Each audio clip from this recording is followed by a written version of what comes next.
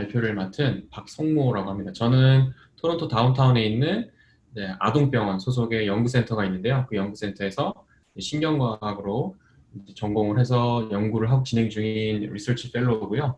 그리고 거기서 이제 신경과학을 하면서 그중에서도 이제 정신질환 쪽으로 좀 많이 연구를 진행하고 있습니다.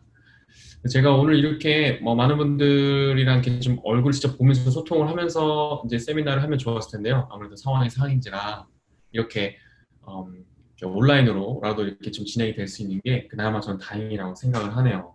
좀 더 많은 기회를 통해서 많은 분들에게 정보를 좀 전달해 드리면 좋겠는데요. 먼저 제가 하고 있는 일을 저를 먼저 간략하게 소개를 해드리면 아무래도 저를 처음 보시는 분들이 많으니까요. 저는 이제 그 PTSD라고 해서 외상후 스트레스 장애에 관련된 연구도 하고 있고요. 그리고 치매의 한 부분인 알츠하이머 쪽에도 연구를 하고 있고, 또 그 외에도 이제 자폐라든지 이제 망각, 그다음에 중독 관련된 부분도 연구를 하고 있습니다. 그래서 오늘 이번 시간을 통해서 조금이나마 많은 분들에게 치매와 그다음에 뇌 건강에 관련된 부분을 전달해드리면 좋고 유익한 시간이 되지 않을까라고 생각이 듭니다. 물론 이 내용들 중에는 제가 전달해드린 내용 중에는 이미 아시는 부분도 있고요. 모르시는 것들도 있을 텐데요. 아시는 부분들은 한번 다시 리마인드 하시는 시간이 됐으면 좋겠고, 이제 아시는 부분들, 알고 있던 부분들에 대해, 모르시는 부분들은 좀 이렇게 기록이나 좀 이렇게 잘 기억해 두셨다가 필요한 부분에 좀 적용을 해보시면 좋을 것 같습니다. 먼저 날짜 하나 보여드리고 있는데요. 9월 21일 지난 월요일이었습니다. 혹시 이날 뭐 특별한 뉴스 기사를 보신 적이 있는지 모르겠네요. 이날이 좀 특별한 날입니다. 이날은 사실 1995년에 세계보건기구가 알츠하이머 협회와 함께 제정한 치매 극복의 날인데요. 이날은 이제 치매 관련된 기사들이 좀 많이 더 나오고 있습니다. 현재까지 어떤 우리가 위치에 있는지 현 시점을 좀 알려주는 그런 날이기도 하고요. 이날을 기념해서 좀 더 치매에 대한 많은 사람들이 공감할 수 있고 좀 더 많은 이해를 할 수 있도록 돕는 날이기도 합니다. 그래서 이번 주 지금 이렇게 발표하는 이 날이 오늘이 아무래도 이 월요일이 있었던 날이 아니란가라는 싶기도 하고요. 지금 보시는 이 영화 세 편의 포스터를 제가 한번 준비를 해봤는데요. 혹시 이 중에 보셨던 영화가 있는지 모르겠습니다. 맨 왼쪽부터 먼저 설명을 간략히 해드릴게요. 벌써 15년이 됐네요. 이 영화가 나온 지. 이 영화는 아주 멋지고 아름다운 선남선녀가 나왔죠. 정우성하고 손예진 씨가 열연했던 내 머릿속의 지우개인데요. 말 그대로 머릿속에 지우개가 있으면 좀 기억이 지워지겠죠. 치매 환자를 소재로 다뤘던 첫 번째 영화가 되겠습니다. 벌써 이 영화를 통해서 많은 분들이 치매에 대한 이제 사회적인, 문화적인 이제 공감대가 좀 형성되기 시작했고요. 그리고 나와서 가운데 영화가 나왔습니다. 그대를 사랑합니다라는 영화인데요. 영화에는 지금 화면에 보시는 것처럼 4명의 유명한 배우들이 나와서 열연을 펼치십니다. 그 중에서도 이제 김수미 씨가 치매 환자, 중증 치매 노인을 연기를 하는데요. 자식을 알아보지 못할 정도로 치매 증상이 심해진 상태를 연기를 합니다. 그리고 그 옆에서 남편이 지켜보면서 정성을 다해 돌봐주는 모습인데요. 이 영화의 핵심은 치매 환자와 그다음에 치매 환자를 둘러싼 가족들의 고통을 좀 이렇게 영화로 표현한 부분이 되겠습니다. 그 다음에 오른쪽에 있는 로망이라는 영화는 이 두, 이 두 명배우들이 치매 연기를 하는데요. 아내가 먼저 치매를 걸리게 되고 남편이 따라서 치매를 또 걸리게 됩니다. 여태까지 보고된 바에 의하면 부부 동반 치매가 이제, 부부 동반 치매라는 소재로 영화를 만든 것인데요.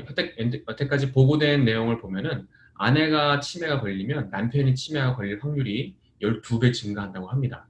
그래서 그러한 소재로 영화를 표현을 해봤고요. 이러한 세 편의 영화들이 지금 현재 한국에서 치매와 관련된 영화로서 잘 알려져 있는 부분들입니다. 혹시나 시간이 되신다면 한번 보시는 건 좋은데요. 좀 약간 객관적인 사례들은 좀 많이 배제가 돼 있고 극적인 사례들이 많이 들어가 있기 때문에 영화 내용을 음, 너무 많이 이렇게 집중해서 보실 것까지는 아닌 것 같습니다. 그다음에 보여드릴 내용은 바로 이 부분입니다. 이게 좀 중요한데요. 한국에서 이제 한번 있었던 조사 결과입니다. 설문조사 결과인데요. 노후에 걱정되는 질병이 무엇입니까? 라고 이제 많은 분들에게 설문조사를 했더니 그 중에 가장 많은 대부분의 40% 정도의 비율을 차지하는 것이 치매였습니다. 그 다음이 암이 되고요. 그 다음에 심장 혈관 질환, 그 다음에 관절염과 골다공증, 신경통, 그 다음에 뇌혈관 질환, 이렇게 순서대로 사람들이 답변을 하였습니다. 아무래도 치매라는 것이 다른 질병들에 비해서 완치율이 굉장히 낮고요. 그리고 굉장히 오랜 시간 동안 병이 지속이 되고, 또 본인은 물론 가족들에게도 좀 많은 고통 부담이 일어나기 때문에 아무래도 많은 사람들이 노후에 걱정되는 질병으로 꼽지 않나라고 생각이 듭니다. 그럼 이러한 치매는 잘 아시겠지만 뇌에서 벌어지는 문제인데요. 일단 뇌가 어떤 무엇인지를 좀 잘 알아야겠죠. 그래서 간략하게 설명을 먼저 해드리면, 성인의 뇌 무게는 1.4kg에서 1.6kg으로 좀 무거운 이제 신체의 한 기관입니다. 그리고 이 뇌는 쉽게 설명해드리면 약간 재질랑 촉감이 순두부 같아요. 굉장히 부드럽습니다. 그래서 외부로부터 충격이 가해지면 쉽게 부서질 수 있고요. 데미지를 받을 수가 있습니다. 따라서 이 뇌는 뇌척수액이라는 액체 안에 둘러싸여 있고요. 이 뇌척수액 안에 이 순두부 재질로 되어 있는 이 뇌가 둥둥 떠 있는 형상으로 존재를 하고 있습니다. 그렇기 때문에 외부로부터 충격이 가해지더라도 물 위에 떠 있기 때문에 약간 버퍼링이 생겨서 예, 좀 충격을 완화시킬 수 있는 기능을 좀 가지고 있죠. 그리고 또 이 뇌는 굉장히 복잡한 구성으로 되어 있습니다. 많은 신경세포가 이루어진 하나의 큰 덩어리고요. 각각의 뇌의 위치마다 하는 일들이 다르기 때문에 어느 부위에 손상이 가느냐에 따라서 눈으로 보여지는 증상들이 다양하게 관찰이 될 수 있습니다. 지금 오른쪽 그림에 보시는 것처럼 오른쪽 앞쪽 뇌, 그다음에 좌방구, 우방구, 그다음에 뒤쪽 뇌 이렇게 구분이 되어 있는데요. 각 뇌 부분마다 관련되어 있는 부분들이 지금 보시는 작은 동그라미 안에 써 있습니다. 무의지증이라든지 판단력 장애, 충동 조절 장애, 또는 뒤쪽 뇌가 손상을 입게 되면 실인증이라고 해서 감각기관이 손상되지 않았음에도 불구하고 대상이나 사람을 인식하지 못하는 증세가 발생되게 됩니다. 그렇기 때문에 뇌는 굉장히 복잡하면서도 여러 가지 일을 한꺼번에 처리하기 때문에 매우 중요한 기관인데요. 이 기관에서 문제가 생기게 되면 각각의 여러 가지 질병으로 발현되기 때문에 이 질병을 우리가 예방하는 것과 치료법에 대해서 이해하는 것이 좀 중요합니다. 그 중에서도 이제 오늘 말씀드릴 내용은 치매가 되겠는데요. 먼저 이 복잡한 뇌가 관련된 질환은 뭐가 있을까요? 뇌경색, 뇌출혈, 뇌동맥류, 뇌종양, 이렇게 크게 네 가지로 볼 수 있는데요. 뇌출혈은 먼저 두개골내에 출혈이 생겨서 생기는 모든 변화를 말합니다. 뇌경색은 다양한 원인으로 인해 뇌혈관을 이루고 있는 관이 막히거나 뇌에 공급되는 혈액량이 감소하고 뇌 조직의 기능이 제대로 못하는 것을 일컫는 질병이 되겠고요.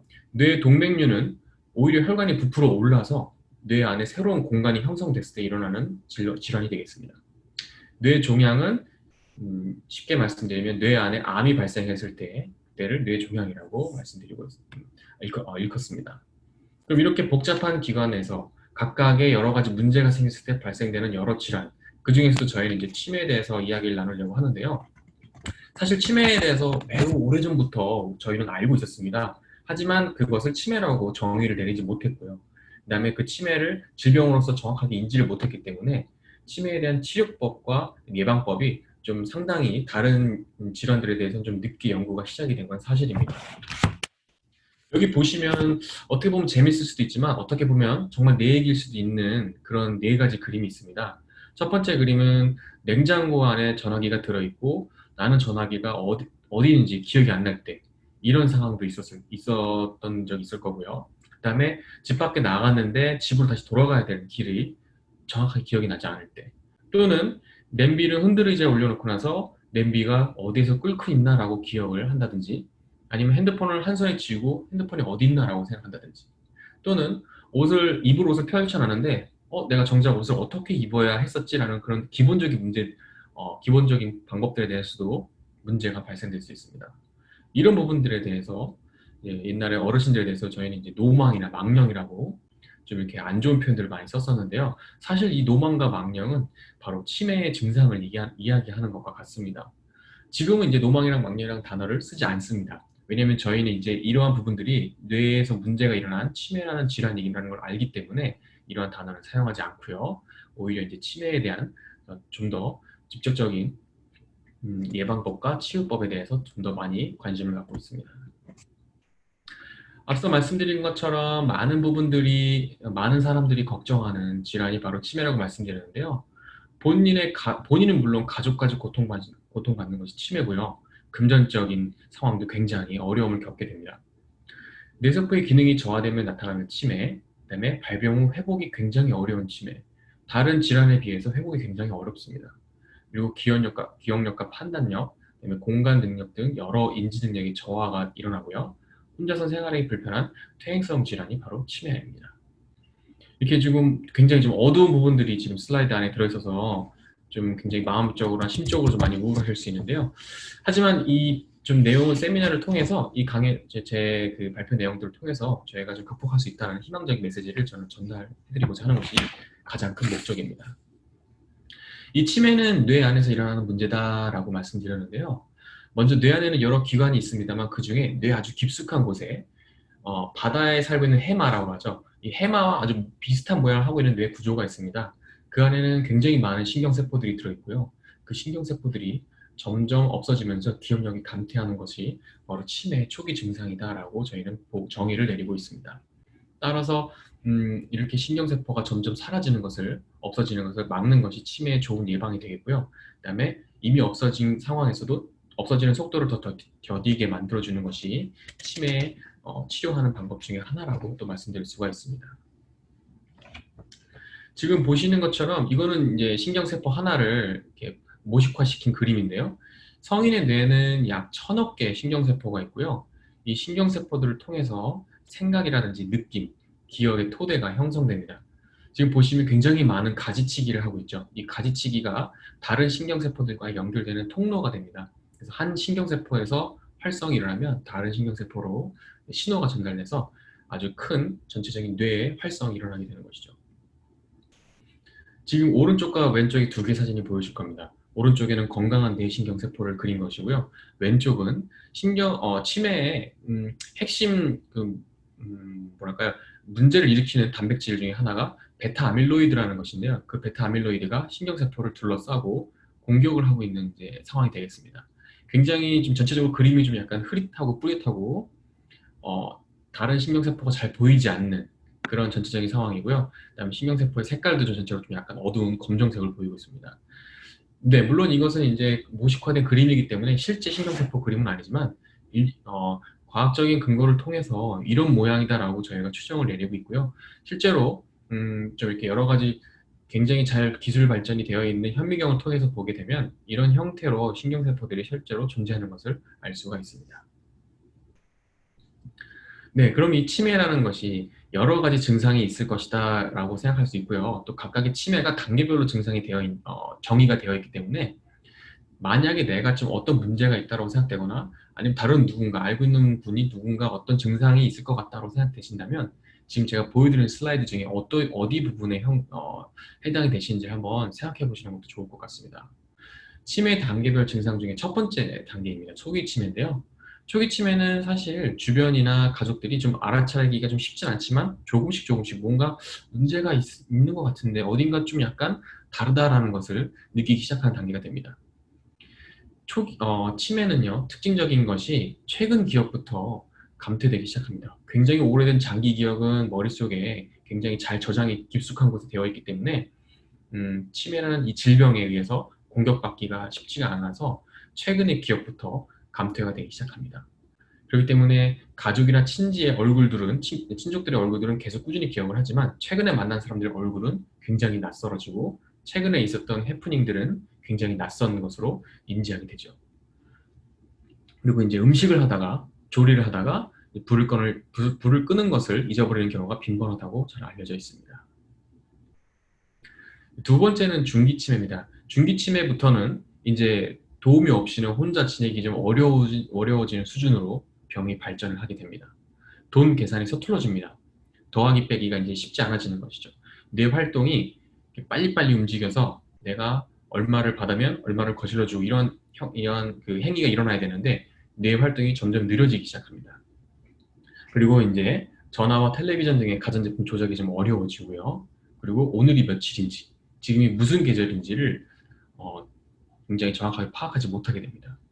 그리고 앞서 말씀드린 것처럼 장기 기억에 남아있는 기억들은 아직은 손상을 받지 않았기 때문에 대부분의 가족은 알아볼 수 있습니다.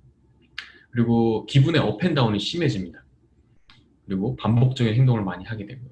이런 부분들이 중기 치매에 알려져 있는 증상들입니다. 그 다음은 이제 말기 치매입니다. 말기 치매는 치매가 거의 많이 진행된 상황이고요. 이러한 경우는 다른 신체적 합병증도 같이 동반이 되고요. 독립적인 생활이 거의 불가능한 수준이 됩니다. 기본적인 대소변 가리기 또는 식사나 옷 입기 등도 굉장히 어려워지고요. 다른 사람의 도움을 필요로 하게 됩니다. 그리고 이제는 장기 기억도 손상을 받게 돼서 배우자나 자식도 못 알아보게 됩니다. 그리고 말을 혼자 중얼중얼 한다든지 아예 말을 못하게 된다든지, 그리고 보행장애도 일어나게 되고요. 그리고 이제 결국에는 신체적인 합병증이 점점 더 발전하다 보면 사망에까지 이르게 되는 상황으로 치닫게 됩니다. 이렇게 보면은 치매가 초기, 중기, 말기로 인해서 좀 많은 시간을 우리로부터 많이 빼앗아가고 더 많은 고통을 안겨준다는 것을 간접적으로 좀 알 수가 있을 것 같습니다. 이쯤 되면 이제 사람들이 궁금해하십니다. 건망증이 그럼 치매의 초기 증상이냐, 전조 증상이냐라고 물어보시는 분들이 있는데요. 사실 건망증과 치매는 약간 좀 다른 개념으로 분리를 보셔야 됩니다. 건망증은 하나의 이제 어떤 증세라고 말씀드릴 수도 있지만 이게 어떤 질환이다라고 정의 내리기는 좀 어렵습니다. 여기 한 가지 이제 한국의 가스안전공사에서 보도된 자료인데요. 가정주부의 90%가 가스레인지에 불을 켜놓고 잊어버린 음식을 태운 경험이 있다고 답을 했고요. 주택화재 50% 정도 건망증으로 인한 것이 보고가 되었고, 주부 건망증으로 인한 화재가 전체 12%, 그다음에 주부 60% 이상이 건망증으로 인한 기억 장애를 겪고 있다라고 답을 했는데, 여기 지금 보시는 슬라이드가 다 주부에 관련된 거라서 혹시 뭐 주부가 더 많이 걸리는 것이냐라고 생각할 수도 있는데, 사실 이제 여기 이제 이 조사된 케이스가 주부분들에게 설문조사를 나눠주고 이제 한 케이스라서 조사 결과가 이렇게 나온 거고요. 사실 직장인들 중에서도 이렇게 건망증으로 인해서 많은 어려움을 호소하시는 분들도 있고요. 저도 실제로 건망증이 좀 있어서 핸드폰을 주머니에 넣고 계속 찾는다든지, 저희 애가 바로 옆에 있는데 방에 들어가 찾는다든지 뭐 그런 경험도 있긴 했었습니다. 네, 그러면 말씀드린 것처럼 치매와 건망증은 좀 분리해서 보셔야 된다라고 생각했는데요. 여기 알아보기 쉬운 그림이 한 가지 있습니다. 네, 전화가 옵니다. 전화가 와서 전화를 받았는데, 전화가 이랬습니다. 아, 맞다. 오늘 만나기로 했었지. 몇 시에 약속했더라? 라고 이제 질문하는 경우와, 또는 무슨 소리야? 오늘 우리가 만나기로 했었나? 라고 답을 하는 경우가 있습니다. 지금 보시는 것처럼 누군가의 약속을 했는데 그 시간을 이제 잊어버린 거죠. 잊어버렸는데 그 상대방이 몇 시에 우리 어디서 만나기로 했잖아 라고 말했을 때 기억이 바로 나면 건망증이라고 저희가 우리가 보고요. 그 다음에 장소와 시간을 알려줬음에도 디테일한 정보를 줬음에도 불구하고 계속해서 정말 새로운 것처럼 정말 기억을 못 해낸다 그러면 치매 쪽에 좀 더 의심을 해야 되는 상황입니다. 앞서 보았듯이 이제 새로운 정보를 받아들이는 그 바닷속에 사는 해마 모양을 닮았다는 그 뇌의 한 부위가 손상을 받게 되면 바로 일어나는 것이 치매의 증상인데요. 그 뇌 부위가 새로운 정보를 인지해서 머릿속에 담아두어야 되는데 담아두지 못하고 잃어버리는 경우, 신경세포가 죽어서 그 정보가 제대로 유지되지 못하는 경우가 바로 치매가 되기 때문에, 이렇게 새로운 정보, 약속이라는 정보를 받았는데 그 정보에 대한 기억이 없는 것이죠, 머릿속에. 하지만 그 정보를 머릿속에 있는데 그 정보를 끄집어내는데 누군가의 도움을 줘서 끄집어냈다. 그럼 그것은 치매라기보다는 건망증에 더 가깝다라고 말씀을 드릴 수가 있습니다. 이런 치매와 건망증의 차이는 오른쪽에 보시면 이제 체크 표시가 되어 있고 세 가지 항목으로 각각 정리가 되어 있는데요. 이 부분들을 좀 읽어보시면 아마 치매와 건망증의 부분이 좀 이렇게 쉽게 이해가 되시지 않을까 생각됩니다. 왼쪽에 보시면 신호등 그림이 있습니다. 초록불과 노란불과 빨간불. 왠지 빨간불로 갈수록 좀 위험한 것 같죠?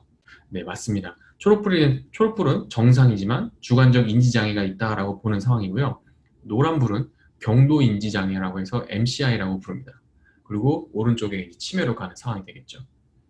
치매 발생 20년 전에는 정상이면서 주관적 인지장애, 즉 기억력에 문제가 있다고 느끼지만 객관적 검사에는 나타나지 않음이라는 상황이 바로 초록불 상황에 있는 것이고요. 그 상황에서 관리를 잘 해주시면 노란불로 가는 속도를 늦춘다든지 안 갈 수도 있을 것 같다고 생각이 듭니다. 하지만 관리를 제대로 못하거나 자기의 생활 습관이 계속 유지가 된다면 노란불로 가겠죠. 노란불로 가두면 경도인지 장애가 되고 이 경도인지 장애에서 치매로 가는 데에는 5년에서 10년이라는 시간이 걸린다고 알려져 있습니다.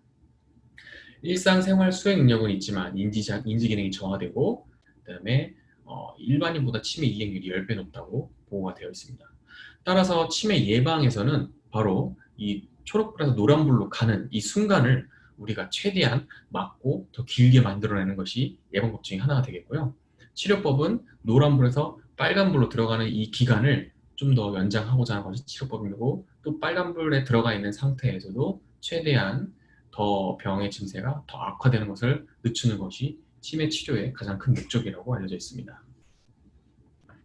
그러면 앞서 말씀드린 것처럼 초록불에 있는 상황, 초록불에 있는 상황에서 저희가 이제 주관적 기억 감퇴라고 말씀을 드리는데 여기에 대한 설문이 있습니다. 14가지 질문이 있는데요. 이 내용은 나중에 저희가 이제 이 세션이 끝나고 나서 핸드아웃에 제가 이제 넣기 때문에 나중에 집에서 한번 조용한 시간에 한번 체크를 해보시면 좋을 것 같습니다. 지금 여기서 아마 체크하시면 좀 시간적인 문제 때문에 시간이 걸릴 수 있기 때문에 한번 이런 질문이 있다라는 것을 제가 보여드린 거고요. 나중에 한번 해보시면 좋을 것 같습니다. 그래서 제가 정확하게 몇 개의 문항이 나에 해당된다라는 것을 알고 그것이 질환이다라고 이제 정의를 내리기는 좀 어렵고요. 일단 어느 정도까지 이제 문항이 자기가 해당되는지 것을 먼저 파악하는 것이 첫 번째 목적이 되겠습니다. 또 한 가지 이제 치매와 건망증 구별하는 것 중에 정말 치매냐라는 것을 이제 한번 집에 스스로 자가 검진할 수 있는 방법이 있는데요. 서울대 병원에서 이제 보고한 내용, 발표한 내용입니다. 집에도 쉽게 하실 수 있습니다. 의자를 하나 갖다 놓고요. 3m 정도 앞에 되는 거리에 이제 물건을 하나 갖다 놓고 의자에 앉아서 그 물건을 한 바퀴 돌아서 다시 의자에 가서 앉는 데까지 요게 하는데 10초가 넘으면 치매 위험이 좀 있다라고 생각을 하실 수 있고요. 10초 안에 들어오신다면 난 아직 정상이다라고 생각을 하실 수 있습니다. 요걸로 정확하게 치매입니다라고 판단을 낼 수 없지만 어느 정도 짐작을 좀 해보실 수 있는 테스트라고 알려져 있습니다. 치매가 걸리면 치매 유발 독성 물질이 뇌 안에 쌓이면서 운동성에 좀 문제를 일으킵니다. 그래서 자주 넘어지는 증상들이 좀 일어나는데요. 자주 넘어지는 것이 또 하나의 치매 전조 증상이기 때문에 이 운동성에 또 문제가 있으니까 10초가 넘게 되면 아무래도 운동성에 문제가 보여서 치매 위험이 좀 있지 않나라고 생각할 수 있는 테스트라고 알려져 있습니다. 그러면 이제 이렇게 말씀드렸던 치매, 과연 치매는 종류가 얼마나 될까요? 사실 치매에 대해서는 사람들이 알츠하이머 치매라고 한 가지를 주로 많이 알고 계시는데요. 사실 치매는 종류가 좀 다양합니다. 그 중에서도 첫 번째가 혈관성 치매인데요. 혈관성 치매는 중풍과 닮았습니다.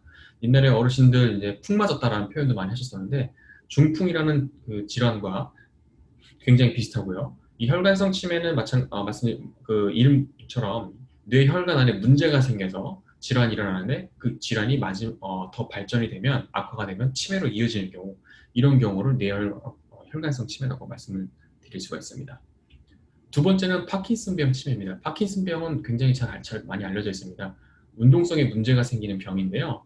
반복적인 운동을 한다든지 아니면 신체 어느 한 부위가 움직임이 정상적이지 못한 경우가 파킨슨병의 가장 큰 두드러지는 증상 중에 하나인데요. 이 파킨슨병이 되게 악화될 경우 치매로 이렇게 넘어갈 수가 있습니다.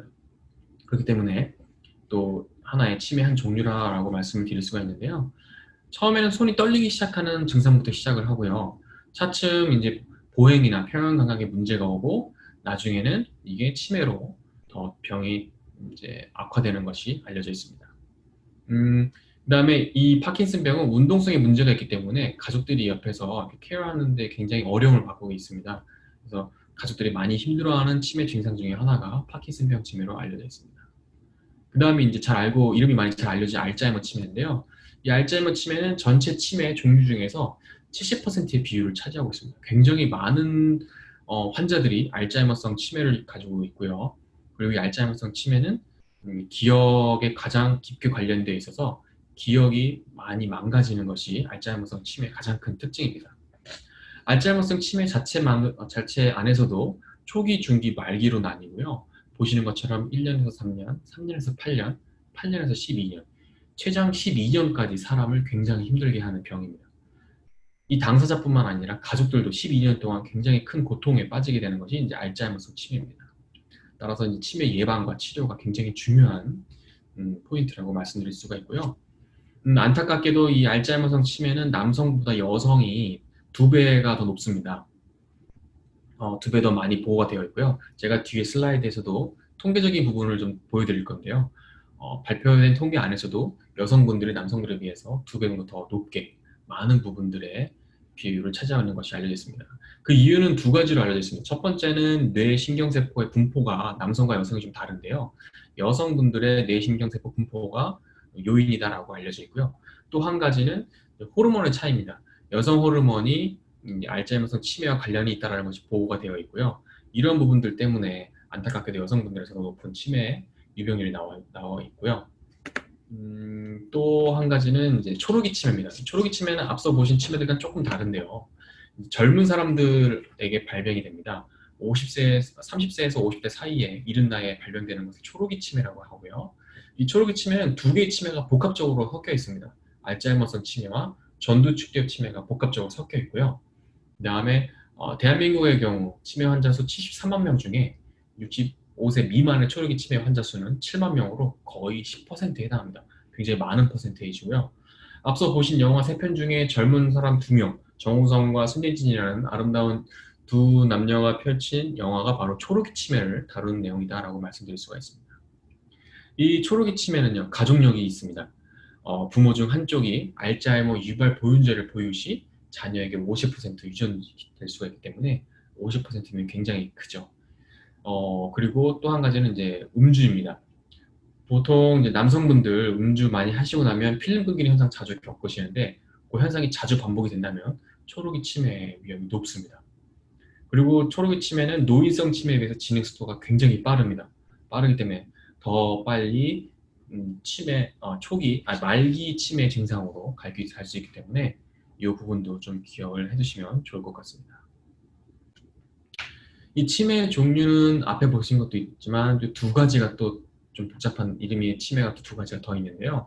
이름은 굉장히 어렵습니다. 하지만 간단하게 이제 정의만 설명해드리고 넘어가겠습니다. 루이소치 치매라는 이 치매는 앞서 보신 것과 좀 다르게 남성이 여성보다 발병률이 높은 편입니다. 1000명당 1명꼴로 발생하고요. 기대 수명도 8년 정도로 알츠하이머성 치매에 비해서는 좀 짧습니다. 그리고 또 한 가지는 전두축대엽 치매인데요. 전두축대엽 치매는 이 이마에 있는 뇌 부위와 이 귀 옆에 있는 뇌 부위 이 두 부분에서 문제가 일어나서 생기는 치매를 전두축대엽 치매라고 하고요. 가장 큰 특징은 성격이 변합니다. 굉장히 폭력적이거나 굉장히 활동성이 굉장히 떨어지거나 반대로 되는 거죠. 이렇게 성격의 변화가 생긴다든지 아니면 기억장애가 좀 별로 없이 진행이 되는 것이 전두축대엽 치매가 되겠습니다. 이러한 치매 종류를 우리가 정의를 살짝 보셨는데요. 이러한 치매 종류들이 좀 복잡하지만 이러한 치매 종류를 우리가 이렇게 앞서 글로만 보셨기 때문에 제가 좀 더 쉬운 예를 보여드리기 위해서 환자분들의 걸음걸이를 좀 영상을 한번 가져와 봤습니다. 치매 종류를 걸음걸이로 분류할 수가 있는데요. 먼저 첫 번째 혈관성 치매입니다. 혈관성 치매 앞서 보신 것처럼 말씀드린 것처럼 뇌혈관에 문제가 생겨서 치매로 발전되는 경우인데요. 보시면 이렇게 걸음걸이가 이렇습니다. 네, 보시면 약간 총총총 걷는 걸음이죠. 손의 움직임은 괜찮습니다. 근데 다리를 질질 끌거나 첫걸음을 떼기 힘들어하는 분들, 이게 바로 이제 혈관성 인지장애, 혈관성 치매로 좀 의심해 보아야 할 것 같습니다.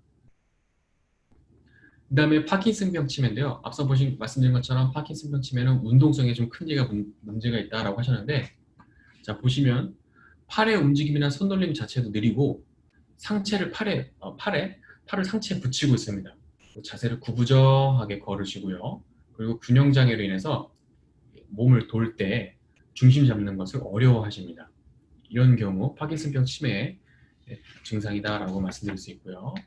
그 다음에 70% 비율을 차지하고 있는 알츠하이머성 치매는 다 앞서 보신 2개의 치매와는 조금 다른 걸음걸이를 보이고 있습니다. 굉장히 정상적인 모습으로 걷고 계시죠? 걷는 속도가 정상인보다 조금 늦습니다. 하지만 혈관성 치매와 파킨슨병 치매 환자보다 보폭도 크고 비교적 잘 걷습니다. 그러다 보니까 알츠하이머성 치매에 있으신 분들은 집 밖을 나가면 찾기가 힘들어집니다. 굉장히 멀리 이제 길을 걸으시기 때문에 계속 걸어서 가시기 때문에 어, 찾기가 실종되는 경우가 굉장히 많다고 합니다. 그럼 이렇게 보신 그 치매 환자들의 종류와 그다음에 치매 증상이 어디서 일어나는지를 이제 말씀을 드렸는데요. 저희가 살고 있는 이 지구상에 그럼 얼마나 많은 이 치매 환자가 있을까요? 네, 지금 전 세계적으로 50 밀리언의 사람들이 치매를 겪고 있습니다. 이 50 밀리언에는 초기 증상과 말기 증상 모두 다 포함된 모든 종류의 치매가 다 포함되어 있는 숫자고요. 그리고 그 중에서 또 그리고 또 전 세계적으로 60세 이상의 인구 중에서 5.2%가 치매로 또 이제 어려움을 겪고 계십니다. 굉장히 많은 퍼센트입니다. 숫자가 5라고 해서 작을 수도 있겠지만 전 세계 인구에서 60세 이상 분들의 5%이기 때문에, 그리고 또 전 세계가 전체적으로 노령화가 되고 있죠. 그렇기 때문에 많은 숫자라고 예측을 할 수도 있습니다. 이러한 정보들은 이제 WHO 세계보건기구에서 2017년에 보고한 내용이고요. 17년과 17년에서 18년 넘어가는 이 당시에 보고한 내용에 의하면 위에 보시는 것처럼 50 밀리언이 전 세계적으로 겪고 있는데요. 2050년, 지금으로부터 30년 뒤가 되겠습니다. 그때는 204%나 증가해서 152 밀리언의 인구가 치매에 어려움을 겪을 것이다 라고 예측을 하고 있습니다. 굉장히 많은 사람들의 숫자가 되고 있고요. 그리고 또 2030년에는 세계보건기구가 예측하기를 2030년에 가장 많은 사람들이 힘들어할 질병은 치매가 될 것이다 라는 것도 얘기를 한 적이 있습니다. 따라서 과거에 비해서 치매에 대한 숫자는 점점 증가될 것은 확실하고요. 그렇다면 우리가 이 상황 속에서 해야 될 일은 치매의 예방을 우리가 어떻게 하고 뇌를 더 어떻게 건강하게 지키느냐가 중요한 포인트가 되겠습니다. 치매 환자의 유병률을 이제 먼저 보겠습니다. 치매 환자 수를 말하는 거고요. 65세 이상 노인 인구 중에 100명 기준으로 이제 퍼센테이지를 나눈 것입니다. 바로 옆 나라 미국에서는 14% 정도, 13.9%가 해당되고요. 저희가 살고 있는 캐나다는 8%, 낮지가 않습니다. 영국은 6.6, 이탈리아는 8.3, 중국과 인도는 굉장히 낮습니다. 1.8에서 4 또는 1.1%, 그리고 한국은 9% 정도로 캐나다와 비슷한 수치인데요. 중국과 인도가 낮은 이유는 아무래도 감황이라고 해서 이제 카레에 들어가는 재료죠. 또는 녹차 등의 여러 그런 이제 야채들 쪽에 채식 위주의 식습관 때문에 그러지 않았나라고 생각이 좀 들고 있고요. 이 부분에 대해서는 후반부에 어떤 음식을 드시면 좋을지에 대해서도 제가 좀 다루고자 합니다. 치매 발병률입니다. 치매가 얼만큼 진단이 되어 있는지, 그리고 얼마나 많은 사람들이 치매를 겪기 시작하는지를 알려주는 퍼센테이지가 되겠습니다. 매해 세계적으로 연간 460만 명이 발병이 되고 있고요. 그다음에 7초당 1명씩 발생하고 있는 질병입니다. 굉장히 무서운 숫자로 변해가고 있고요. 한국의 치매 환자 비율을 좀 더 그래프로 본다면 2020년, 저희가 지금 살고 있는 2020년에는 84만 명 정도가 집계가 됐고요. 환자 수가. 유병률은 10% 정도로 올라갔습니다. 하지만 10년 뒤에 2030년, 그리고 그 뒤에는 그래프를 보시면 굉장히 급격하게 증가하는 그래프를 보이고 있습니다. 이 그래프들은 현재 기록을 토대로, 그다음에 현재 살고 있는 사회적 문화적 습관들을 다 합쳐서 예측치를 뽑아낸 것인데요. 이 예측치는 거의 맞다고 생각이 듭니다. 그렇기 때문에 지금 치매에 대한 굉장한 위험 노출이 크다는 것을 알 수가 있고요. 앞서 말씀드린 것처럼 다양한 치매 종류 중에서도 알츠하이머성 치매가 70% 정도를 차지하는 것을 볼 수가 있습니다. 그러면 실제 캐나다의 치매 환자 수입니다. 비율입니다. 캐나다 통계청에서 보고한 내용이고요. 이 내용을 보면요, 이제 하우스홀드와 인스티튜션으로 나눴고요. 그다음에 좀 더 진한 파란색, 죄송합니다. 좀 더 진한 파란색과 옅은 파란색으로 해서 남자와 여성을 각각 나눠서 숫자를 매겼습니다. 45세에서 60세 사이 7천에서 6천 명 정도 되고요. 그다음에 80세 이상에서는 여성분들에서 3만 5천 명으로 높은 숫자를 기록하고 있습니다. 그리고 오른쪽의 인스티튜션에서는 7만 명으로 높은 숫자, 남성보다 월등히 높은 숫자를 기록하고 있기 때문에 앞서 말씀드린 것처럼 여성분들의 뇌 안에 뇌신경세포의 분포와 호르몬에 의해서 그 두 가지 요인들이 크게 작용을 해서 치매를 좀 더 많이 악화시키는 요소가 된다라고 볼 수가 있습니다. 따라서 현재 치매 이 부분에 대해서 캐나다에서도 심각하게 생각을 하고 있고요. 그리고 현재 캐나다 안에서 치매를 겪고 있는 사람의 숫자는 56만 4천 명입니다. 56만 4천 명이요. 낮지 않은 숫자고요. 굉장히 높습니다. 캐나다 인구가 3,799만 명으로 집계가 되고 있는데요. 이 캐나다 인구 숫자는 그렇게 높지 않습니다. 미국의 캘리포니아 주보다 낮은 인구 숫자인데요. 한국보다도 많이 낮고요. 한국이 5,500에서 6천만 명을 생각을 하고 있는데 그 적은 인구 숫자 대비 56만 4천 명이 치매를 겪고 있다는 것은 굉장히 많은 숫자고요. 그리고 직접적, 간접적으로 또 치매에 의해서 영향을 받고 있는 캐네디언은 1 밀리언이나 된다고 합니다. 그리고 연간 캐나다 정부 또는 정부 외에 이제 비영리 단체에서 비용하고 있는 그 코스트를 모두 매긴다면 연간 10 빌리언이 들어가고 있다는 것도 집계가 되고 있고요. 그래서 경제적으로도 큰 영향을 미치고 있고, 그다음에 이런 사람들의 생활의 질에서도 크게 영향을 미치고 있다는 것을 단편적으로 볼 수가 있습니다. 네, 그러면 이제 여태까지 현 시점을 한번 봤고요. 그럼 이러한 치매를 치료 어떻게 할 수 있을까요? 세 가지로 나눠서 볼 수가 있습니다. 신체적 치료, 심리적 치료, 사회적 치료 및 재활 치료가 있는데요. 신체적 치료는 약물 치료를 말하고요. 심리적 치료는 정신행동, 인지, 가족 치료가 들어갑니다. 그다음에 사회적 치료는 이제 기관에서 할 수 있는 치료를 말하고 있고요.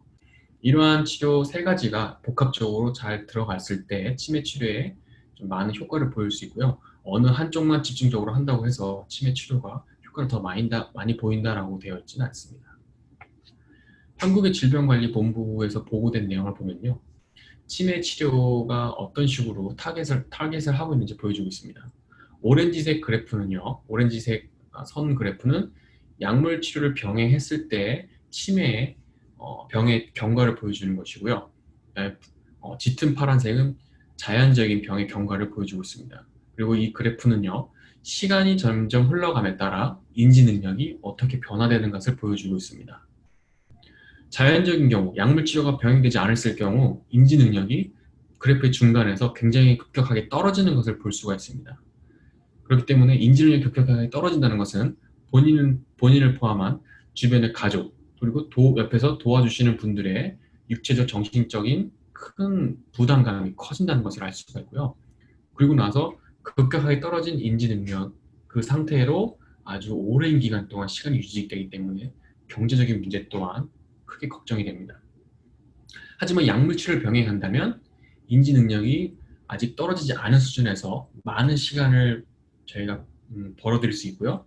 그리고 이제 그 많은 시간이 경과된 뒤에서 인지 능력이 급격하게 떨어지는 것을 볼 수가 있습니다. 조기 진단과 치료로 독립적 생활할 수 있는 시간을 연장시키는 것이 치매 치료의 가장 첫 번째 목적입니다. 그리고 아직까지도 치매의 치료는 완치될 수도 있다는 것이 보고되지 않았기 때문에 완치는 아직 불가능한 상태고요. 물론 완치를 하기 위해서 많은 약물 개발과 이런 치매 기전을 연구하는 그룹들이 많이 있습니다. 저도 그 중에 하나고요. 하지만 아직까지도 이 약을 먹어서 치료가 완치됐다, 그러니까 치매가 완치됐다라는 것은 아직 보고가 잘 나온 것을 제가 아직 확인을 하지 못해봤습니다. 한국에서 이런 일이 있었습니다. 치매약이라고 둔갑된 뇌 개선제가 있었는데요. 5년간 치매 환자에게 151만 건 처방이 된 적이 있습니다. 그리고 나서 건강보험 재정이 낭비가 됐다고 보고가 되었는데요.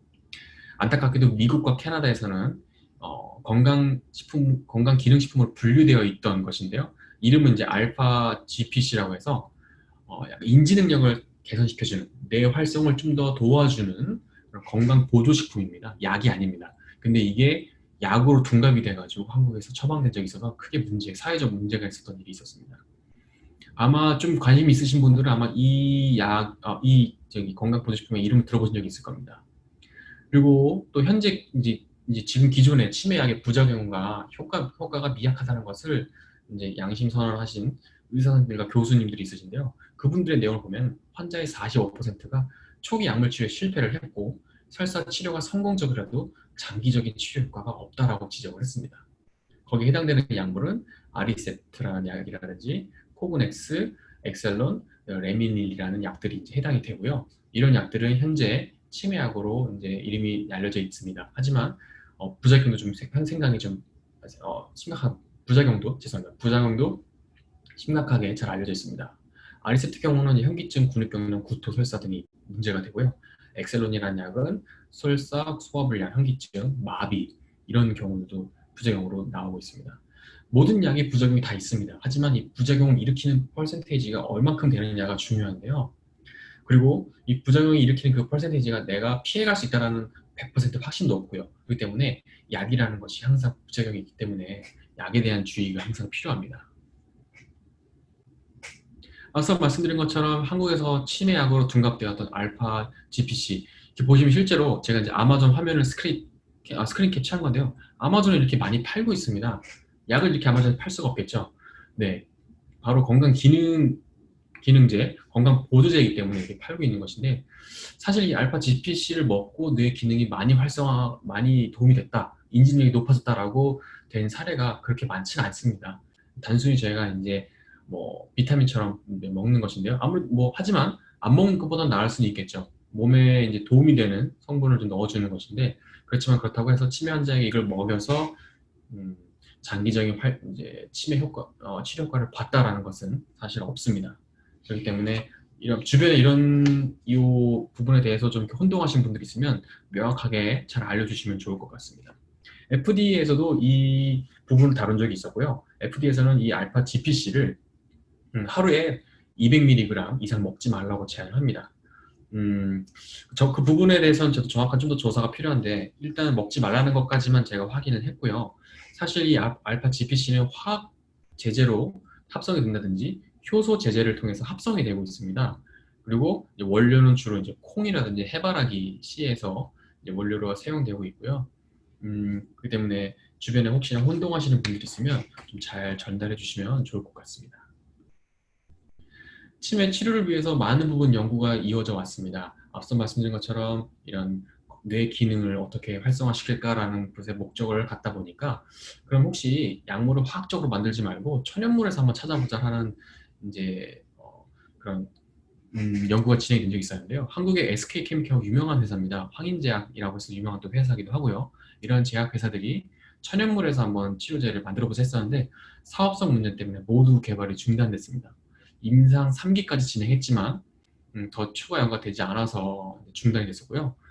여러 가지 이제 임상을 하려고 노력했었고 어떤 천연물을 이용해서 쓸까 했었지만 모두 다 실패가 되고 현재는 진행이 다 중단된 상황입니다. 아무래도 이제 사업성이 문제가 될 텐데요.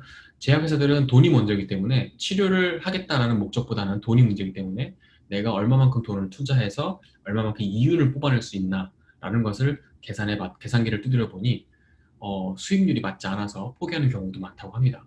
좀 안타까운 현실이긴 하지만 경제 논리에서 진행이 되다 보니까 이런 부분들이 많이 관광화되고 있습니다. 그러면 결국 저희가 지금 말씀드린 내용 중에서는 좀 희망적인 내용이 좀 적은데요. 그렇다면 좀 지금부터 희망적인 내용을 좀 전달해 드리고자 합니다. 약물 치료 어렵습니다. 특별한 약 없고요. 그다음에 치매 증상 굉장히 좀 어렵습니다. 치매 증상 굉장히 좀 힘든 부분이 많습니다. 우리가 감당하기에는 너무 부담이 되는 부분들이고요. 그렇다면 치매를 가지 않고 예방하는 부분이 먼저 중요하겠죠. 지금 건강한 뇌를 내가 갖고 있다면 더 건강하게 지금 약간 건강이 좀 부족하다 싶으면 그 건강성을 더 높여주는 방향으로 가야겠습니다. 치매를 예방하는 방법은 어렵지 않습니다. 바로 걷기입니다. 걷기. 지금도 할 수 있고요. 돈 안 듭니다. 밖에 나가서 시간만 내가 낼 수 있다면 하루 10분, 하루 20분에 30분 꾸준히 하신다면 뇌를 더 건강하게 할 수 있습니다. 지금 보시는 바와 같처럼 뇌를 이제 자극할 수 있는 것이 좋은 방법이 걷기인데요. 걷기는 바로 뇌 앞부분, 이마 부분에 있는 부분에 발을 내딛는 거리에 따라서 뇌가 활성이 되고요. 여기 정수리 쪽에는 뇌를 걸을 때 다리, 허벅지, 종아리에 근육 강도를 조절을 하게 되고요. 그다음에 뒤통수에 있는 부분은 뇌 몸의 무게중심 이동에 큰 역할을 합니다. 따라서 이 걷기 한 번에 걷기라는 이 하나의 동작이 뇌 전체를 자극을 주게 됩니다. 예를 들어서 제가 밖에 나가서 길을 걷게 되면 신호등을 봐야 됩니다. 신호등 색깔에 따라서 내가 판단을 해서 내 몸이 멈춰야겠죠. 그리고 지나가는 사람이 있으면 피해야겠고요. 요즘같이 사회적 거리를 두기를 하기 때문에 사람이 가까이 오면 좀 더 멀리 떨어져야겠고요. 주변을 둘러봐야 되고요. 그리고 소리가 나면 소리도 들어야겠고요. 그래서 오감이 모두 자극이 됩니다. 오감 중에 맛은 좀 자극이 좀 덜 될 수 있겠네요.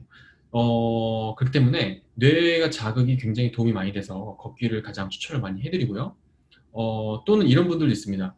코로나 바이러스 때문에 나가기 힘든데 그럼 집안에서 러닝머신 하는 건 어떻습니까? 라고 물어보시는 분들이 있는데 러닝머신은 사실 똑같은 자리에서 같은 앞에만 보고 그리고 똑같은 보폭으로만 계속 걷기 때문에 크게 도움이 되지는 않습니다. 단순히 다리 근육 강화 운동에만 도움이 되고요. 뇌 자극에는 크게 도움이 되지 않기 때문에 밖으로 실제 나가서 걸으시는 걸 추천해드립니다.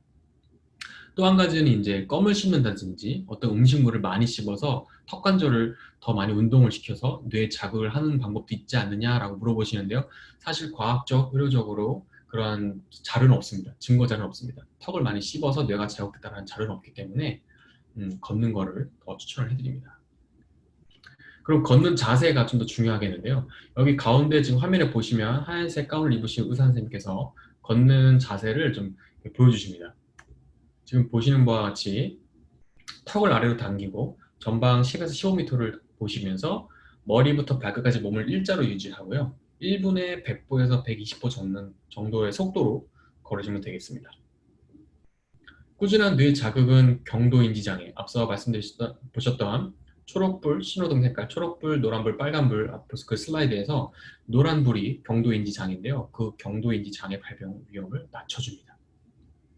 따라서 지금 걷기가 많이 부족하신 분들 또는 많이 안 걷고 계신 분들은 오늘이라도 주말이니까 시간을 내서 한번 걸으시는 것을 강력하게 추천해 드립니다. 자, 이 걷기 운동에 좀 더 업그레이드 버전이 있습니다. 업그레이드 버전은 이 두 주먹으로 박수를 이렇게 치시면서 걸으시는 건데요. 치시게 되면 여기 부분이 자극이 되면서 이 부분의 자극이 뇌의 활성에 큰 역할을 준다는 것이 보고가 있습니다. 이 실제 의사 선생님께서 하셨던 말씀이기도 하고요. 따라서 걸을 때 그냥 걸으시는 것도 좋지만 좀 여유가 되신다면 주먹으로 박수를 치시면서 걷는 것도 더 큰 도움이 될 거라 생각이 됩니다. 네, 그럼 이제 운동법을 알려드렸으니까 이제 먹는 것도 중요하겠죠. 먹는 것과 하지 말아야 할 행동들 뭐가 있을까요? 서울대 병원에서 치매 예방 수칙 333이라고 해서 보고한 내용이 있습니다. 첫 번째 3개는 권하는 겁니다. 앞서 보신 것처럼 걷기 운동이라든지 계단 같은 거 이용하시는 거, 그다음에 식사, 어떤 음식을 드셔야 되는지, 기름진 음식은 피하고 생선과 야채를 골고루. 이건 모든 질병에 다 해당이 되는 식사법입니다. 그다음에 이제 독서랑 책 읽고 쓰기, 글쓰기 굉장히 도움이 됩니다. 이 글을 쓴다는 것과 읽는 것은 뇌에 큰 자극을 주는데요. 읽을 때는 시각 자극과 그다음에 이해를 높이기 위해서 이마에 있는 뇌의 전두엽이 활성이 많이 일어나고요. 글을 쓸 때는 손가락을 움직이기 때문에 운동성이 자극이 되는 이 정수리 쪽의 뇌 부위가 또 자극이 됩니다. 그리고 또 글을 쓰기 위해서도 생각을 해야겠죠. 계속. 그 때문에 뇌 전체적인 활성이 일어나기 때문에 독서와 글쓰기는 추천을 해드리고요. 그 다음에 3가지 하지 말아야 할 일은 술, 담배, 머리 손상입니다. 그 다음에 3가지 행해야 될 것은 정기적인 건강검진, 혈액검사라든지 당뇨병 검사, 비만, 콜레스테롤. 왜냐하면 앞서 보신 것처럼 혈관에 문제가 생기면 혈관성 치매가 일어난다고 말씀드렸죠. 그 때문에 혈관이 우리가 정말 깨끗하게 유지하는 것도 정말 중요합니다. 그 때문에 혈액 검사를 하시면서 이런 당뇨병, 콜레스테롤, 혈압, 비만, 고혈압 등을 주기적으로 체크하시는 게 중요하고요. 그다음에 소통. 요즘같이 사회적 거리를 두고 소통이 좀 많이 힘들어진 상황에서는 온라인 화면상으로 통화를 한다든지 전화 통화, 편지를 한번 써본다든지 해서 소통을 꾸준히 하시는 게 중요합니다. 그다음에 치매 조기 발견. 치매는 중증으로 넘어갔을 때부터 좀 이렇게 치료 효과를 보기가 더 힘들어집니다. 따라서 조기 발견이 중요하기 때문에 조기 발견을 위해서는 여기서 이제 한국이기 때문에 매년 보건소에 가서 검진을 받는다고 했는데 여기서 이제 데필라터를 통한 검사를 꾸준히 받아보시는 것도 좋을 것 같습니다. 그럼 이제 어떤 음식을 먹어야 되느냐라는 게 중요하겠죠. 몸에 들어와서 그 몸에 들어온 음식이 소화가 되고 소화된 영양분이 뇌로 공급이 됩니다. 뇌는 다른 기관에 비해서 많은 에너지를 소비하고요. 산소도 뇌 전체의 다른 기관에 비해서 많은 부분의 산소를 공급을 원합니다. 때문에 먹는 것이 중요한데요. 왼쪽에 보시면 이제 치매 예방에 도움이 되는 음식 해서 등푸른 생선, 그다음에 시금치, 브로콜리, 녹황채, 녹황색 채소, 그다음에 사과, 오렌지, 그다음에 견과류, 그다음에 한국 분들이 많이 드시는 된장국, 청국장,納豆이런 것들을 좀 드시는 것도 도움이 됩니다. 이 발효식품은 굉장히 몸에 또 많이 장 건강에 도움이 많이 되죠. 이런 말이 있습니다. 장청내청이라고, 장이 건강하면 뇌가 건강해진다라고 했는데 그 말이 실제로 많은 연구 결과를 통해서 입증이 됐습니다. 그렇기 때문에 발효식품을 통한 또는 유산균 같은 유산균을 섭취하셔서 장을 건강하게 하시는 것도 큰 도움이 됩니다. 그다음에 강황. 앞서 보신 것처럼 이제 여러 나라 국가에서 유병률이 보고가 되었는데 그 중에 인도 경우 1%대로 굉장히 낮은 치매 유병률, 발생률과 유병률이 있었는데요. 바로 이유 중에 하나가 감황을 많이 섭취하기 때문이라고 합니다. 그래서 감황을 드시는 것도 추천을 하고요. 그다음에 연어. 이제 캐나다에 사시면서 이제 장점 중에 하나 연어를 좀 이제 자주 쉽게 접할 수 있다는 것이죠. 연어 속에는 오메가 지방산이 풍부한데요. 이 오메가 지방산은 굉장히 여러 가지 역할을 합니다.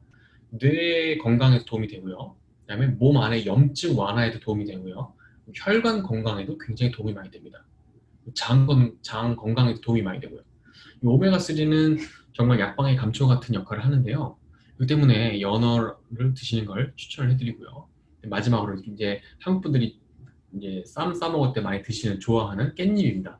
깻잎도 치매 예방하는 효과가 뛰어난 것을 알고 있기 때문에 지금 그림에 있는 내용들을 좀 음식들을 골고루 섭취하시는 게 좋겠습니다. 근데 이제 한 가지 문제가 있죠. 매 식사 끼니 때마다 감황을 넣을 수 없고 연어를 매 끼니 때마다 넣기가 힘들고요. 그 다음에 삼백육십을 매일 된장국을 먹을 수 없습니다.